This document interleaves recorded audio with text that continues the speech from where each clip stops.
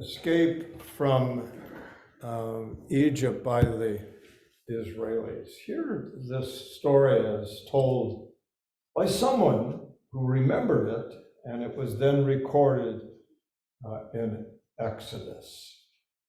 Then he summoned Moses and Aaron that night and said to them, "Rise up, go away from my people, both you and the Israelites. Go worship the Lord as you said.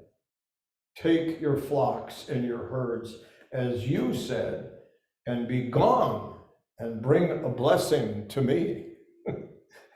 It's fascinating.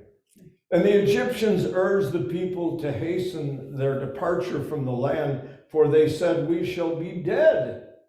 So the people took their dough before it was leavened, and with their kneading bowls wrapped up in the cloaks of on their shoulders. The Israelites had done as Moses told them. They had asked the Egyptians for jewelry of silver and gold and for clothing, and the Lord had given the people favor in the sight of the Egyptians, so they let them have what they asked for, and so they plundered the Egyptians. The Israelites journeyed from Ramesses and to Succoth, about 600,000 men on foot, besides children. A mixed crowd also went up with them, and livestock in great numbers, both flocks and herds. They baked the unleavened cakes of the dough that they had brought out of Egypt. It was not leavened, because they were driven out of Egypt and could not wait for that to prepare any provisions for themselves. Now, I thought a good deal about my time here both times, and I'm remembering that there were lots of stories that we told about ourselves. And over the course of time, we all have a story. And we share that story, and usually we share it cautiously initially, and then we expand on it as we feel more comfortable with each other.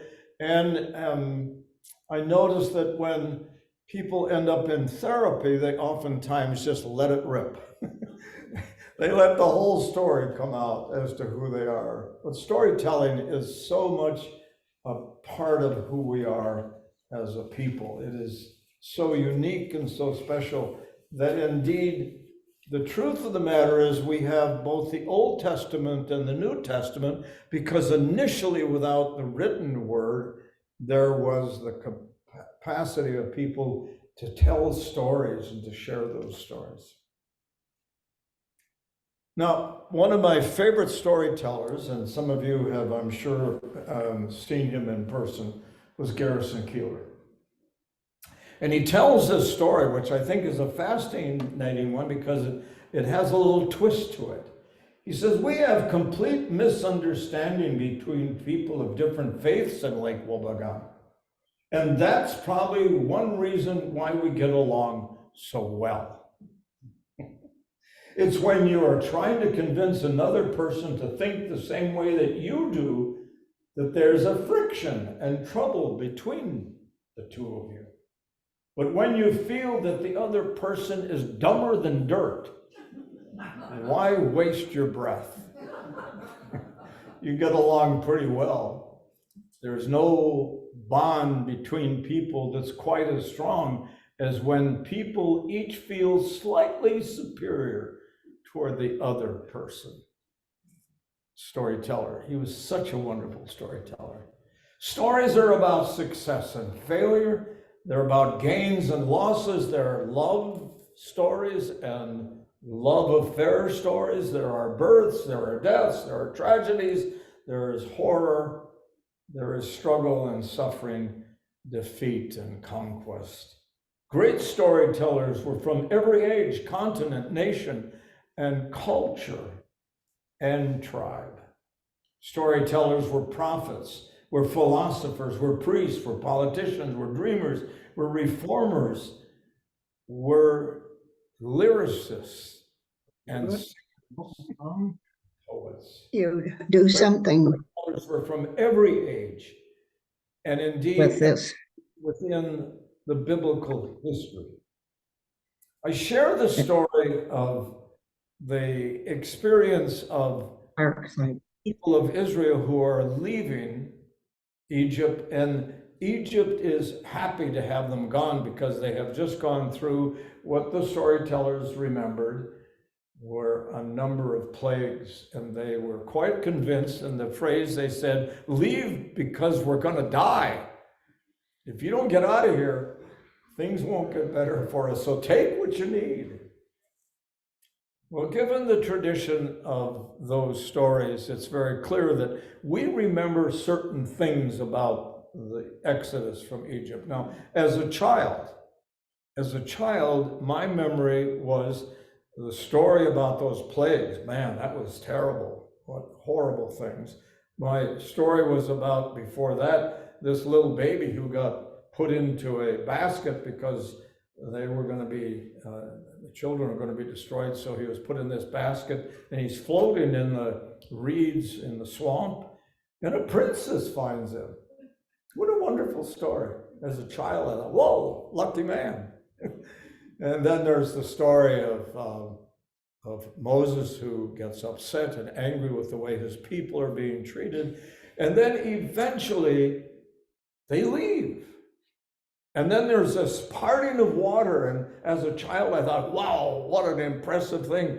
And my big question as a little kid was, but that's probably pretty muddy. How'd they get all through that mud? The water's gone, but the mud is still there. And I remember being stuck in the mud as a farm kid after a rain, and I'd go out and we'd be in the plowed field, and then the mud would be there. So as a child, I had a very limited and skeletal understanding of the story of the Exodus from Egypt. It reminds me of the words that Paul expressed in 1 Corinthians 13 is often referred to as the love passage. But Paul inserts another comment in the middle of that, and he says, when I was a child, I thought as a child, I spoke as a child, I did childish things or childlike things. But now I'm grown up. And now I see more clearly. Then it was dim, but now I have a better understanding. So the truth of the matter is, much of our faith, unless it's expanded, unless it grows, is a child faith. So we have these stories, and we don't dig deeply into them unless we've been part of a Bible study. And we learn fascinating things if we're open to new ideas that come from new and incredible research that has come to us.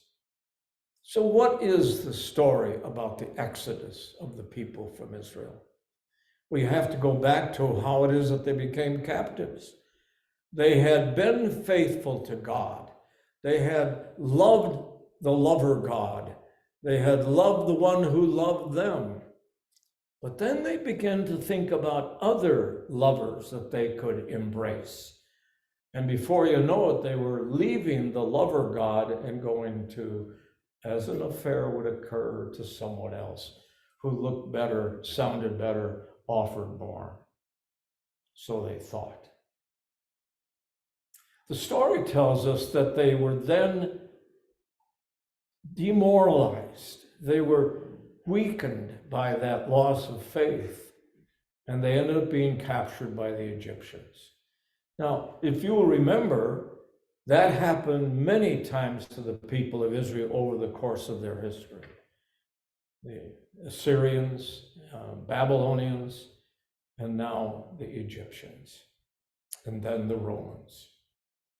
So the story starts with a deeper understanding that when you leave, the one who loves you deeply, whom we call God, that spirit which nurtures our being and nurtures who we are as persons and affirms us in such a rich and wonderful way, we oftentimes then become captives or slaves to something else. Now, that's the story. It starts there, but now they are captive, and they are captive as in slaves, and they're working at the behest of the Egyptians. And very little food to eat, and much pain and much suffering.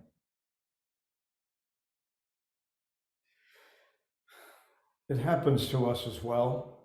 It happens when we lose our faith in the relationships we have with people who love and care about us, and we begin to treat one another unreasonably and painfully. It happens when people embrace alcohol and drugs in such a way that it begins to be their captive. They become slaves to it. And so what the story is telling us is that God now brings a new message to the people of Israel. Come back to me. Come back to me. Come back, because what I offer is joy. What I offer is freedom. What I offer is abundance in your living. What I offer to you is not captivity and pain and suffering, but I offer to you wholeness of life. And so they embrace it. And they flee, they leave. And then there are times when they're leaving that they begin to see, oh, maybe something else was better. Maybe God wasn't so good. Look, we got all this water to go through. And then God shows them how their faith can get through every temptation to resist and to depart and to move away. And they go into an area just outside of the promised land. And then the folks are thinking, oh, Moses, he's a leader, but he's getting old. We got to get rid of him because we're not going to get to see the promised land. Things are not good. So we're going to have to build us a new source of power and strength. And so they do that. But Moses encounters in a wonderful spiritual way the Spirit of God, and brings to them a new message, a message of living rightly and justly and compassionately. And while he doesn't go to the promised land, they get to go there. So the story is much larger. Our promised land is being aware of that which embraces us in negative and hurtful ways. I started the service with the spirits. Jesus talked, and the message was that Jesus drove out the spirits which were evil. There are evil spirits within us that we have invited into us or allowed to be present in us. Those spirits which keep us from being joyful, keep us from being whole, keep us from being affirming of God's great love. And so what the Spirit of God says to us, take my Spirit. It will free you. It will allow you, because you are now connected with me, to be abundantly joyful and full of peace and wholeness. That becomes the wider story of the Exodus from Egypt. And the call then is for us to proclaim that good news and to live our lives in such a way that indeed we proclaim by our living, by our words, by our actions, that God is the one who can nurture our spirit in a wonderful and gracious way, that we might have life and have it abundantly. God so loved his whole world that he offered us Jesus, his Spirit in his Spirit. Jesus now is the Spirit who lives within us. And may that Spirit bless us richly and bless others as we offer the blessings given to us. Be the storyteller in your own life and tell it with your words, tell it with your living, tell it with your joy and with your faith. Amen.